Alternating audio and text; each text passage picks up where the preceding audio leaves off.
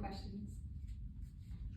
Oh, go ahead. So is it only the fertilizer that people use on their lawns? Like the fertilizer that I use on like my fruit trees and stuff like that? Is that as bad as the lawn fertilizer? Any fertilizer that contains nutrients like that, which they all do, because that's what helps the plants grow, does leak into the water. And it's not the only source of pollution that causes the algae blooms, but it is a known factor. So anything that we use garden, if it goes into the ground, it goes into the water. What about like the organic stuff? Well, organic stuff is based on nutrients and minerals. And so even fertilizers that are organic, that's how they fertilize, is using natural sources and natural minerals and nutrients. Mm-hmm. And it's not to say that it's not bad for that, but when it leaks into our water supply, and because we are directly on top of an aquifer, which produces the water in our lake, it's a problem for us because of what it causes to that. It's natural, so it's much better than chemicals. However, it does cause that. That's where it comes from. Mm. Go ahead. So since they're able to record the area, how effective has the wetlands been? They do make a difference, but they aren't very big. So it's only been tested. The wetlands are probably, I mean, I can't reach my arms around them, but they're not super big. And it takes time because it's natural and the plant themselves have to grow. In that experiment that the students and the environmental scientists did, they found I think they released 3 different wetlands and then tested them for effectiveness.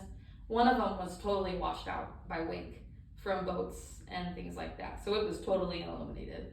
So that one was unusable. And then the other ones did show improvement, but they do need time. And because they're not very big, the lake is so much bigger than a little wetland. It does actually make a difference though, in that one spot. Well, that kind of led to my question. So you told us how big the wetlands are.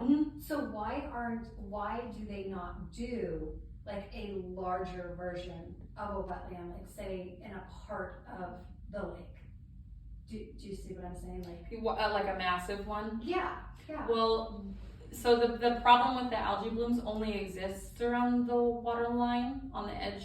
It doesn't exist outside, like in the middle of the lake.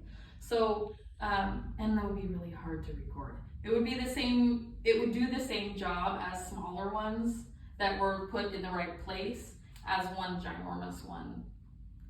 It's just a matter of how many plants are in there. And I don't necessarily know why there isn't more of them.